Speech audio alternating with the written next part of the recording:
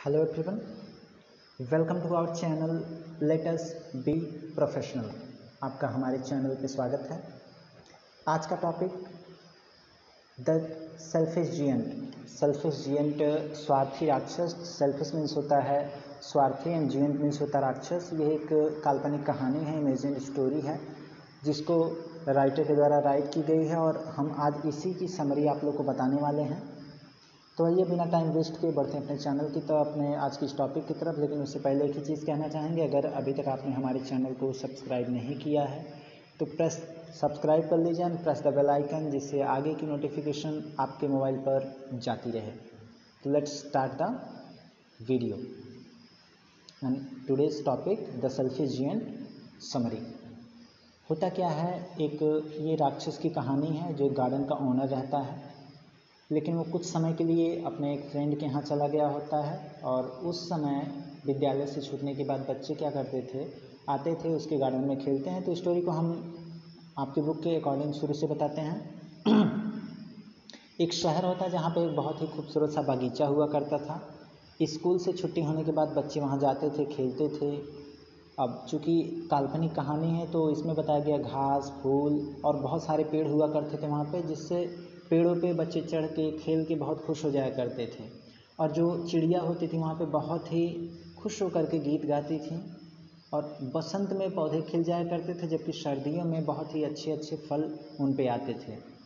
बच्चे कभी भी इतना खुश नहीं हुए थे जितना इस समय हो जाते थे। लेकिन होना क्या था, खुशी ज़्यादा समय तक नहीं टिक पाई उनकी। बच्चों की खुशियाँ ज़्यादा समय तक नहीं रह पाईं। हुआ क्या, बहुत ही जल्द जो गार्डन का ओनर था, जो उसका मालिक था, जो स्वामी था, वह अपने दोस्त के यहाँ से लौटा। वो 7 साल के लिए गया था अपने दोस्त के यहाँ। जब उसने देखा कि उसके बागीचे में, उसके गार्डन में बच्चे खेल रहे हैं, तो उसने बच्चों को डांट करके वहाँ से भगा दिया अपने गार्डन से।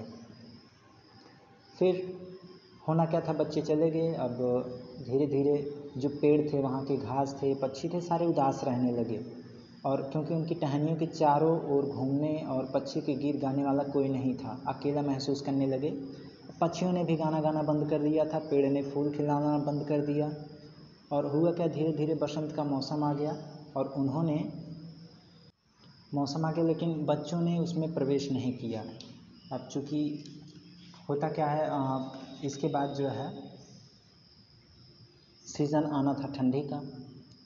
अब ठंडी की भी सीज़न आ गई। बहुत एक बार फूलों ने अपना सर तो उठाया भी, पर उन्होंने जीएन की नोटिस बोर्ड की तरफ देखा और पीछे हट गए। यानी कि उसने एक नोटिस बोर्ड बनवा के रखा था जिस पे लिखा था कि आज के बाद से बच्चे इस गार्डन में प्रवेश नहीं करेंगे।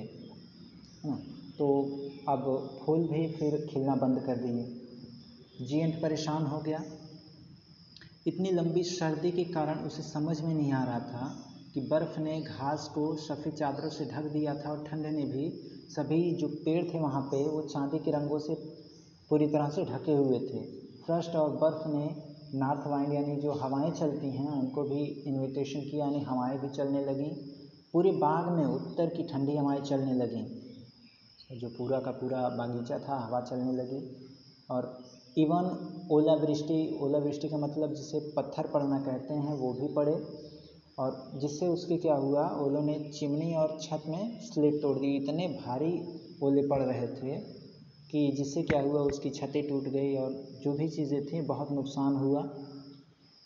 अब होना क्या था कि एक दिन बच्चों ने दीवार में एक छेद किया, छोटा सा छेद का मतलब कुछ जगह बनाई और उस जगह से एंट्री कर गए बच्चे।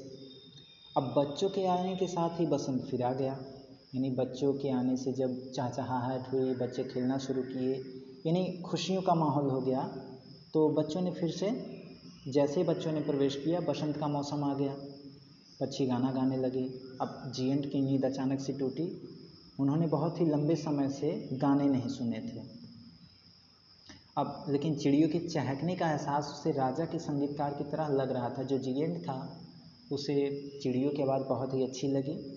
अब जीएंट उठा, वहाँ से उठकर बाहर देखा तो उसके बागीचे में बच्चे खेल रहे थे,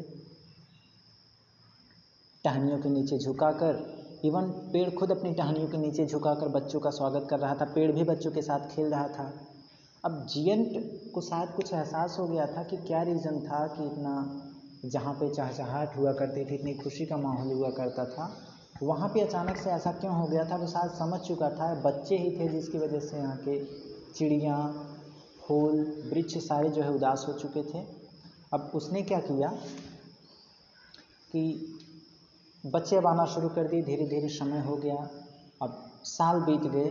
अब जिएंट धीरे धीरे बूढ़ा और बहुत ही वीक हो चुका था, लेकिन बच्चों को वह नहीं भूल पाया था। अब सर्दियों का भी डर नहीं था, क्योंकि उसे पता था सर्दी एक ना एक दिन तो गुजर ही जाएगी, कुछ ही समय की होगी। एक दिन उसने एक छोटे से बच्चे को फिर उसी पेड़ पर खेलते देखा। एक बच्चा उसी पेड़ पर खेल रहा था। जियन बहुत खुश हुआ और कहा कि तुम इतने दिनों से कहाँ थे? अब चिल्लाते हुए उसकी ओर दौड़ा। जब बच्चों के पास गया तो उसने बच्चों के हाथ और पैरों पे बड़े बड़े नाखूनों के साथ निशान को देखा। जियन बहुत गुस्से में एकदम आग बबूला जैसा हो गया और पूछ रहा था कि ये कैसे हुआ, चोट कैसे लग गई? अब प्यारा सा बच्चा जवाब देता है, ये प्यार के घाव हैं। इतनी सभी जब हम खुश होते हैं तो बड़े घाव भी हमें उतना रियलाइज़ नहीं करते। तो बच्चे ने कहा, ये चोट नहीं, परेशान मत हो, ये प्यार के घाव हैं। और वह लड़का एक फरिश्ता था। क्या था? फरिश्ता था, जो कि उसने जियन को स्वर्ग में ले जाने के लिए कहा कि मैं आपको स्वर्ग में ले जाने के लिए आया हूँ। जब इन्होंने उस बच्चे से पूछा था कि ये चोट कैसे लगी, तो उसने बताया प्यार के घाव हैं।